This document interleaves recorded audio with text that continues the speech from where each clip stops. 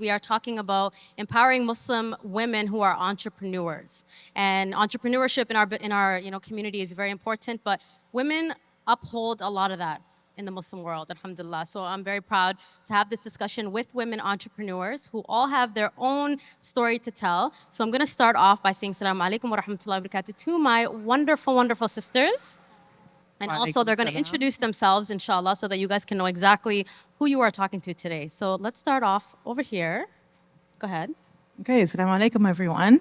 My name is Asma Hussein. I'm an author and I run a publishing company called Ruqaya's Bookshelf, named after my daughter who's sitting somewhere over there.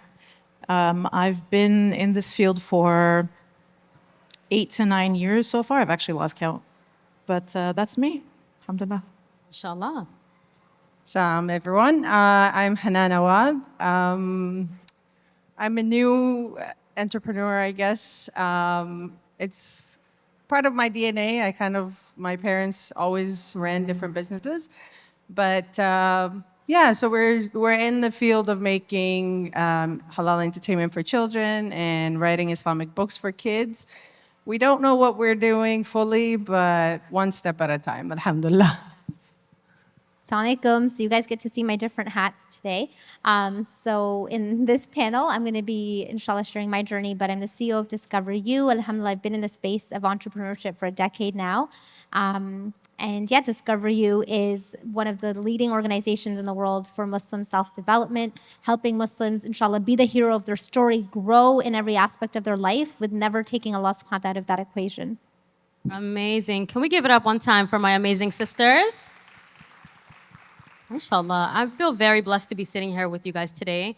I could have been sitting with a lot of different people, but, I'm happy that I'm having this conversation with you guys because I think it's not just about entrepreneurship, but it's about, who you have become during this journey, right? Because your entrepreneurship is one thing, business-wise, but the woman that you become during the journey is also a whole nother thing. So speaking of which, I know that us Muslim women, we don't have the same type of journey that maybe other women, go through in life. We are wearing hijab, we have faith, we bring so much more.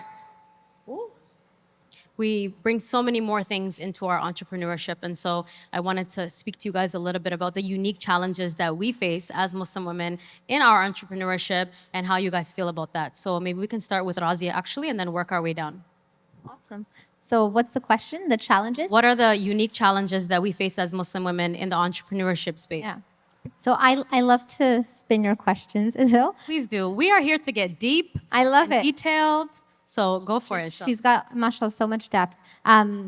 So I look at it as the unique opportunities I have as a Muslim woman, alhamdulillah, being in the entrepreneurship space. And I think one of the biggest opportunities for myself is I get to redefine success. And I get to define it, and my talk later is going to be about that, defining success through the lens of Allah subhanahu wa ta'ala. And that is so liberating as an entrepreneur because I think you're going to hear it from, I'm sure, my panelists as well.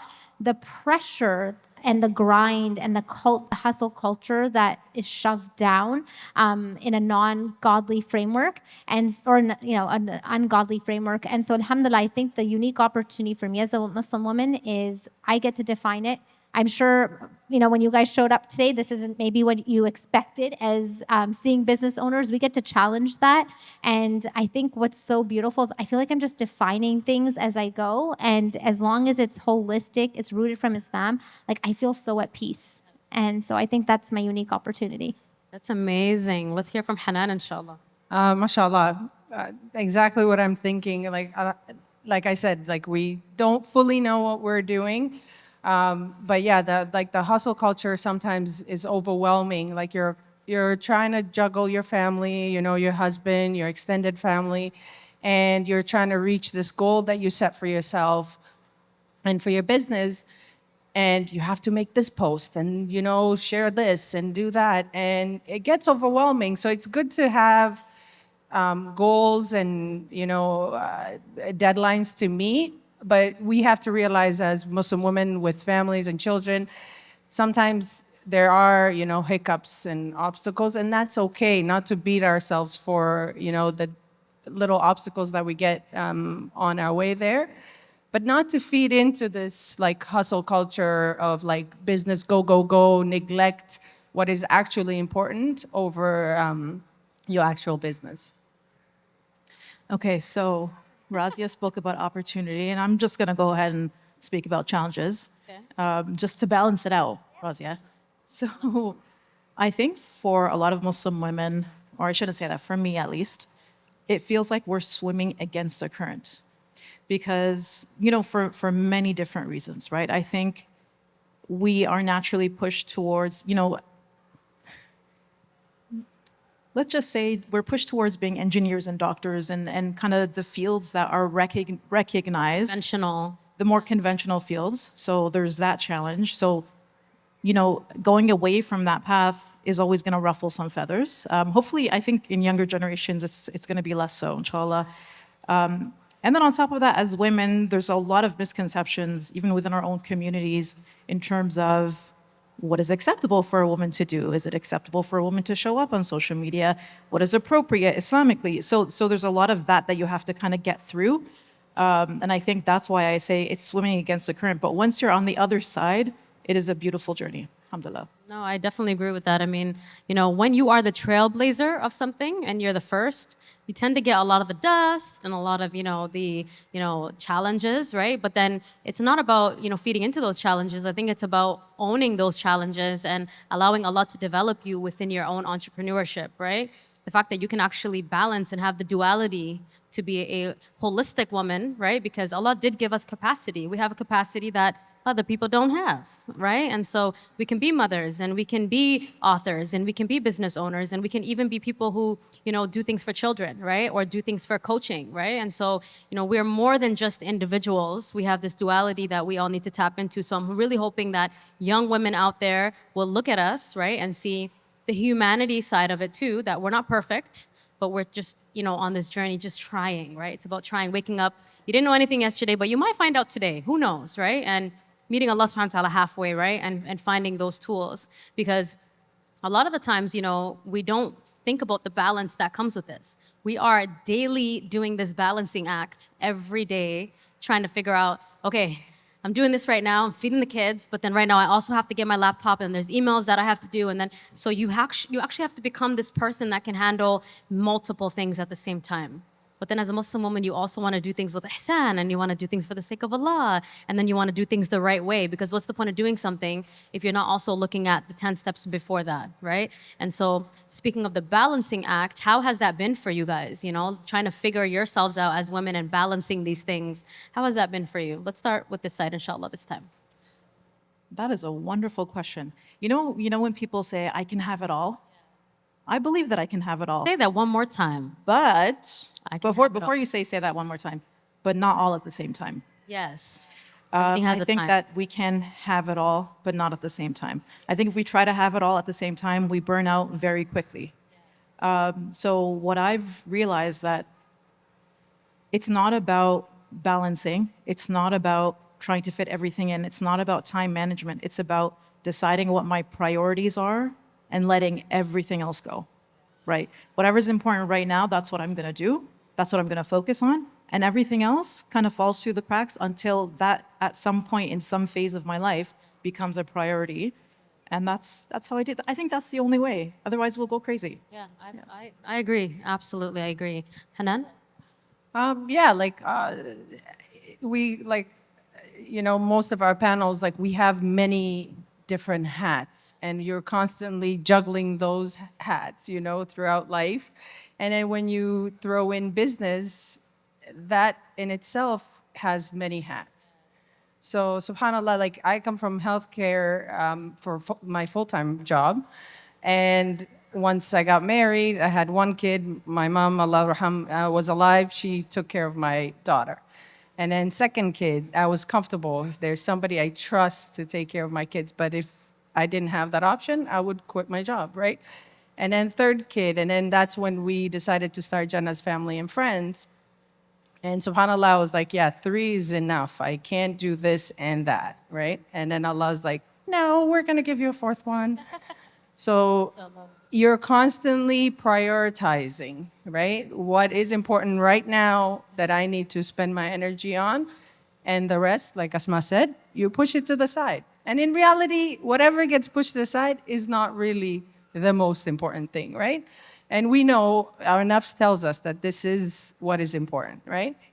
And the minute you feel overwhelmed by certain, topics and whatnot, maybe it's not good for us to have it on our plate, right? So we constantly reevaluate and reprioritize. So I think to echo on to this, the way I usually phrase the balance question when people ask me, how do you balance, etc., everything, I'm okay with failing at stuff. So if you see me succeeding somewhere, you know I'm failing at something. My house is a mess right now. We're good. I've got other things I'm focused on. I haven't cooked for 2 years. I'm okay with that. So I'm very okay with failing at certain things and accepting that right now because I'm focused on those other areas that are priority to me. And, alhamdulillah, I've embraced that. I find peace in that. And I think that's the conversation you have to internally be having. It's just, again, defining for yourself what success is, defining for yourself what those priorities are, and being at peace with it. Because I think when you don't, people can talk about priorities, but if the acceptance part isn't there, that's exhausting because the guilt shows up. I know, especially for a lot of moms, they're just they might be trying to do the entrepreneurship, but they're feeling guilty as they're going along because of maybe certain sacrifices they're making. Again, maybe you don't have the little sandwich with the strawberry and the heart on it, and that's okay. Your kid got, a PB&J sandwich today, whatever it may be. So I think that's the key part is, mashallah, what everyone just shared so far. Prioritize it, accept it, and I'm okay in failing in certain areas. Yeah, you got to live and learn, right? You got to live and learn. So, the one place that you cannot fail in my opinion, is the whole self-care part of this whole equation. Because a lot of the times with the sacrifice and we want to do everything and, balancing all of those things, even within the failures, sometimes we fail ourselves as women, right? And we put ourselves in the back burner. But I'm a firm believer, and I tell my clients all the time, if you're pouring out of an empty cup, there's nothing that you can actually give to the people that need you, right? And so, one time I told one of my clients, make sure you take your vitamins before you give your children their vitamins. And she looked at me like, are you a mother? Because you're crazy. And, I am a mother, but let me tell you, if Omar's mom, my son, if his mom is not okay, then how is he going to be, right? And so taking care of yourself is also one of the biggest businesses that you can possibly have, right? And if you have unfinished business with yourself, then everything else fails. So how have you guys found, the journey of self-love, and maybe is that something you're still trying to improve on when it comes to this journey that you're on as an entrepreneur? Maybe we'll start again with here. I love that question. Yeah. I think I've only started on the journey of self-care. I think in the past, I put so much focus on my work, right? Writing and publishing books for Muslim kids and adult books as well. And I'm like, well, I'm not that important. The work is important. And I do believe the work is important. The problem is, if the worker is not well, the work will not get done. Yeah, exactly. So if I actually believe that the work is that important and that it's that integral to the Muslim community, it necessitates me taking care of myself. It's just, it's 1 + 1 = 2.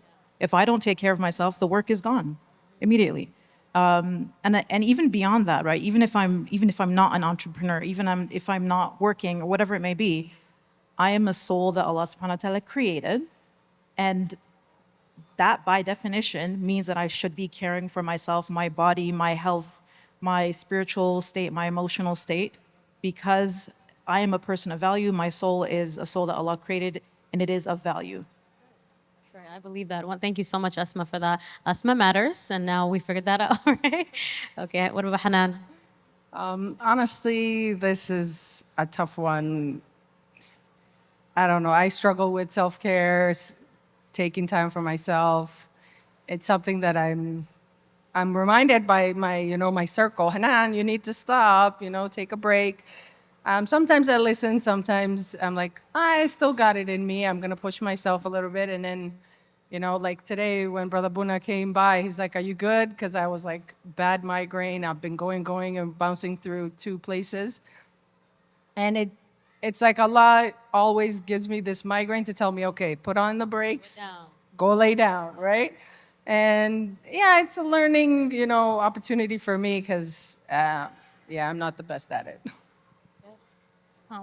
I can relate to the migraines. That's definitely Allah subhanahu wa ta'ala is always telling me you need better rest today. One of the things that when it comes to self-care that was really helpful for me one from my teacher, mentor, my former boss, Sheikh Muhammad Al-Sharif, may Allah have mercy on him and grant him Jannah. One of his rules was you have to approach work with fun. If you're not having fun, we're not doing it right. And for me, that was kind of foreign. I was like, no, like working, it's for the sake of Allah subhanahu wa ta'ala. I gotta be so serious, head down. And so he introduced this concept and really like modeled for me, alhamdulillah, a work culture where, fun, setting a good culture and pace with my team, alhamdulillah, where we enjoy the work that we do. It doesn't even feel like work, has been really essential to self-care. So I have to like regularly check myself and like ask myself, am I having fun? How do I incorporate that in? Do I need to take breaks for fun? And so that's been a really like beautiful part of self-care that like has shaped and transformed me in the last few days. I think also, alhamdulillah, having team members around me that we talk about self-care and we practice. And again, the culture that we create in our team, because then everyone knows what that is. Like, having healthy boundaries, knowing like, what you guys like, things are just getting intense, let's take a break, or encouraging each other to travel and things like that. So I think that's been helpful, alhamdulillah. That's amazing, mashallah. For me, I just put myself on my own to-do list. I put myself first right there, and then if I don't come back and check that off, I know that I have unfinished business. And I feel like learning how to regulate your life, that is where the quality of your life really comes from. If we could just kind of go with the flow of things and we just let everything overwhelm us, that means the dunya is taking over your life, right? And knowing that time is not yours, but it's a blessing from Allah subhanahu wa ta'ala. This business itself is a blessing from Allah subhanahu wa ta'ala, and it itself doesn't belong to you, right? And so maybe just having gratitude at the forefront, and then knowing that self-care is not selfish. A lot of us are taught that it's selfish, right? So we're in a new age, and I'm so happy that as Muslim women we can tie that also back to Allah subhanahu wa ta'ala, that it's something that Allah wants for us, right? It's not, we don't have to always struggle. Go ahead, Razia. A friend of mine, subhanAllah, shared this morning, and it was so beautiful. She said, self-care is not the destination, Allah subhanahu wa ta'ala is. So the process of self-care is still taking us back to our Rabb. I'm happy, Razia, that you said your team is also on board with the whole self-care, self-love thing, because I think that's so important, right? The women and the people that are around you, if they don't know what time it is, then they themselves are not going to be a reminder to you, right? And your environment is a direct reflection of if you're going to succeed or if you're going to fail. And so speaking of that, do you feel like, mentorship and the people that are around you is super important? Because I know one thing, you cannot go far when you're alone. If you want to just go somewhere, go alone. But if you want to go far, you go together. And, that's why I even created the whole village thing. And in my village, if you're not on khair, you can't be a part of the khair village, So you have to have requirements also for the people that are around you. But, how important is mentorship? And the reason why I'm asking this is because anybody who's out there that is in business now, sometimes they think entrepreneurship is a sole thing. I'm a business owner, so that you're the one who's going to do everything. But can we talk about mentorship when it comes to your journey, inshallah? Let's start with you again, Asma, inshallah. Alrighty, so this is an interesting question for me, because when I started Ruqaya's Bookshelf, the publishing company, I didn't have mentorship. I didn't really have anyone I could turn to and say, can you sit with me? Can you guide me? Because this is still a field that is fairly new in North America. I think in the UK it's a little more established. In North America, it's still fairly new. There aren't that many Muslim publishing companies in North America, or back then, at least 2015. And so I did do everything alone. I think if we move past the mentorship part, the people who are around you are important, right? So you have people around you, even if they're not in your same field, but people who are your cheerleaders, people who believe in you, believe in what you're doing, and keep pushing you and tell you, when you're having hard days and you're like, oh, I just want to give up. I'm going to go get a 9-to-5 job. They'll tell you, no, your work is important. You're doing great. Keep going, right? Those people are really important to have, even if you don't have the mentorship. I do think mentorship is very important. Unfortunately, I didn't have it, but I hope one day that I will become a mentor for someone else who wants to get into this field, inshallah. Amazing. Right here. And Hanan?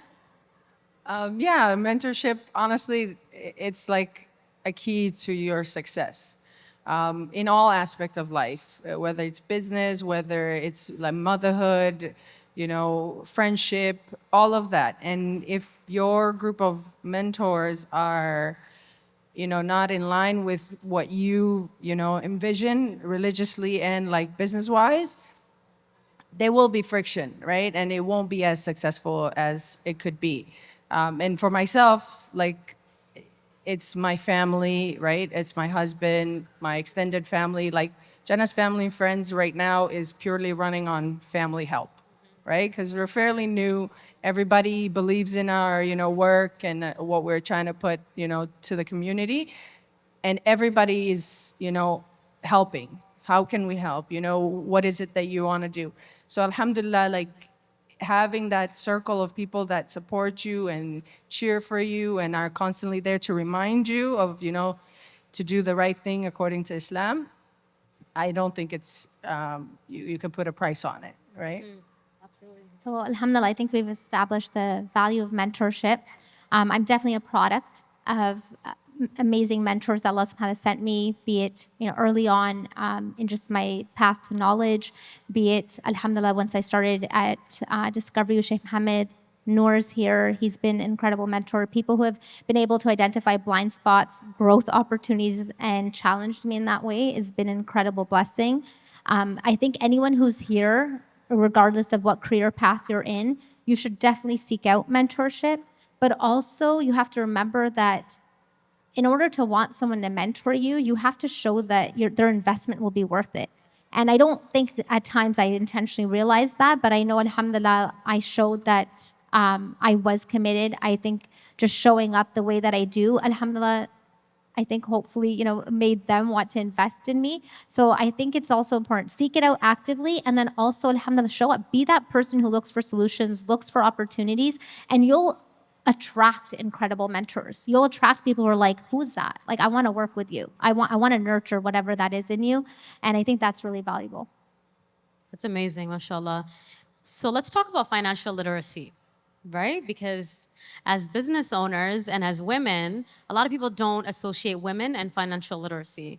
But I think that, we know how to make money. I think that we are very strong in that. And I think that we are very intelligent when it comes to not only, if Allah subhanahu wa ta'ala gave us children to take care of, I think we could take care of some money, right?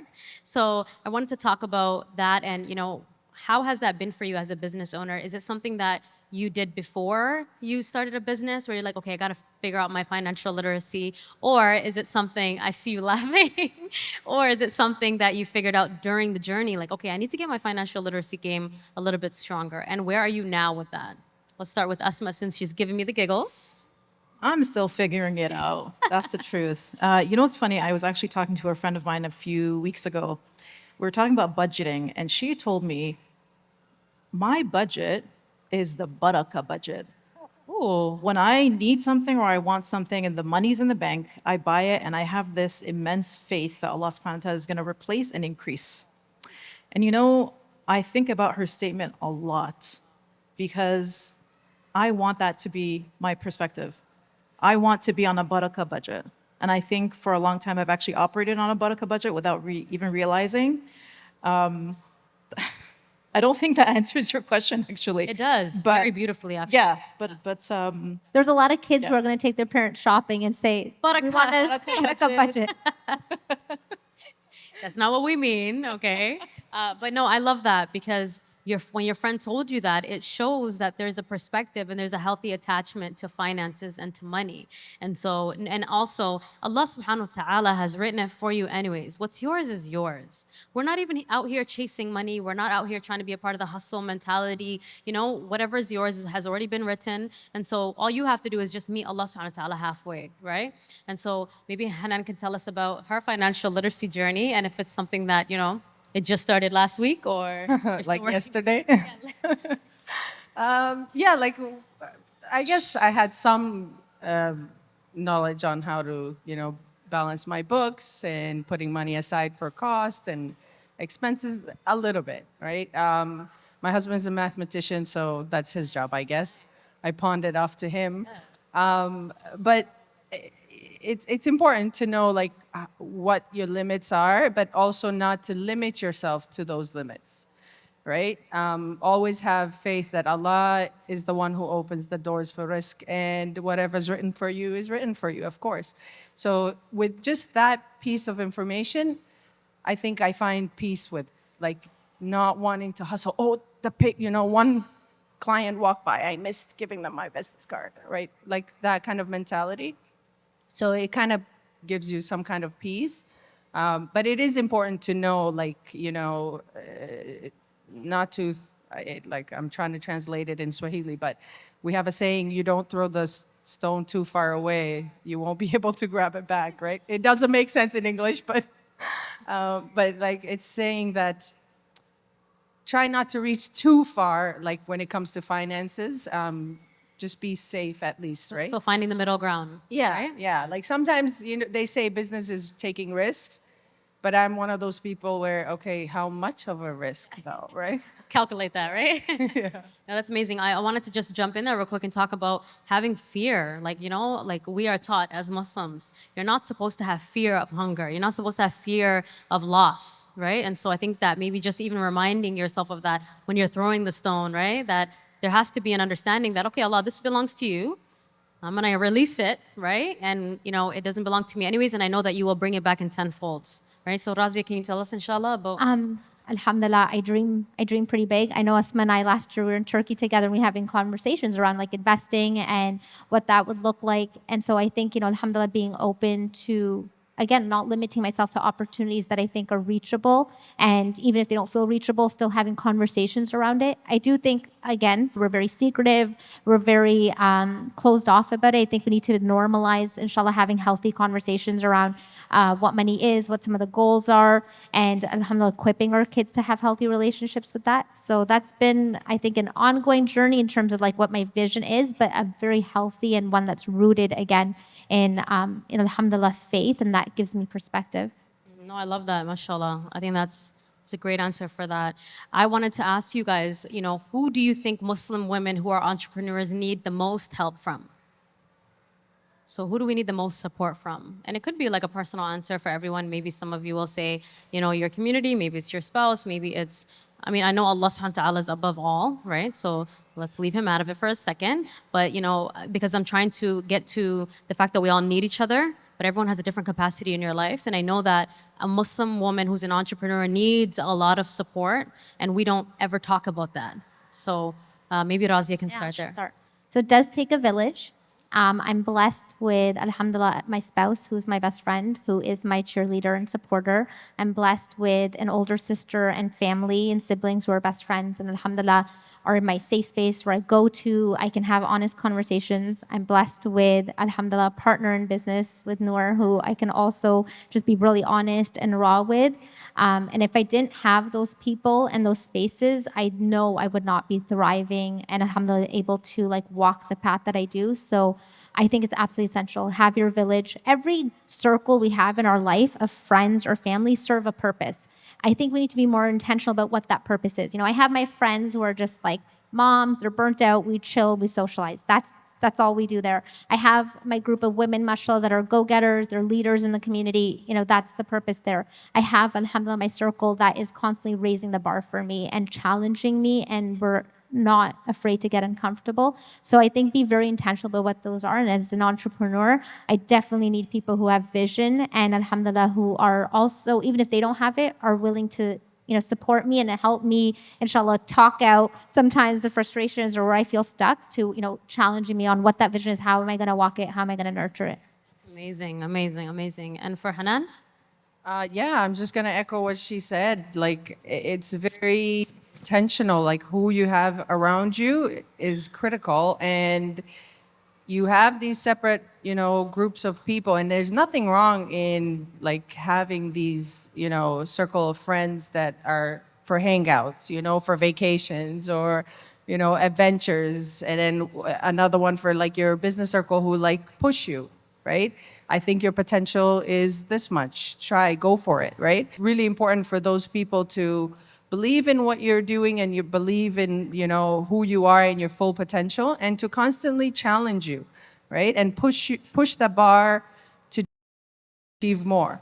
If I didn't have the people I had around me, I would still be in health. Well, I'm kind of still in healthcare, but inshallah, may Allah make Jannah's family and friends. Ameen. But yeah, like it is fulfilling, but I always feel like it's not serving my Islamic, bucket, right? So I always feel like I need to look for another avenue of bringing myself closer to something that's more fulfilling. Amazing. That's amazing. Okay, Asma. You're looking at me as if you're expecting me to joke about something. No, but I just won't. always love when you speak. Is that a crime? You know, this is not what you asked, but I'm just going to answer whatever I want to answer. I love that. That's why you're here. So I actually think your relationship with Allah is the most important thing. I don't even think about what's next, because if my relationship with Allah is not good, if I'm not making dua to Allah for success and to operate my business in an ethical manner and all of those things, it doesn't matter who I have around me. It doesn't matter. If I don't operate my business in an ethical manner, I can have all the cheerleaders in the world, I can have a million people around me, I can have advisors, I can have a board, and I'm still going to be unsuccessful in the long run with Allah subhanahu wa ta'ala, even if I make $1 million, right? So I think fostering that relationship between you and Allah is really number one. And then Razia and Hanan both had amazing answers. And I think on a communal level, we need to have actual programs that are codified, like actual programming, whether it's attached to a masjid or a large organization that actually employs mentors for people who are looking for that mentorship, whether they're in high school or later on. Because I think that if I did have a mentor starting, I think a lot of I don't want to say I would make faster progress, because who knows, but I believe that I would. I believe that I would have. That's it. I'm sorry, can I say one more thing? Yes. It actually has to do with your previous question. It's in my mind, the financial literacy part. I think it is so important for every woman to be financially literate. Yes. Every single woman needs to be financially literate.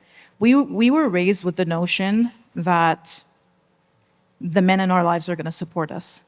And alhamdulillah, if you're blessed to have that, amazing. Alhamdulillah, that is something to be very grateful for. Not all women have that. You might face a situation in your life where you no longer have that. And so it is so important for women to be educated, for women to know their just in case. I know a lot of people don't like that just in case thing. They say that, well, you're not putting your trust in Allah. No, put your trust in Allah and tie your camel. Have something on the side that you at least know that you can access in case you need it. So that was something wiggling around in my mind. I appreciate you saying that, because I teach all my clients that you have to also have, a compatibility or a line of communication with your spouse about finances.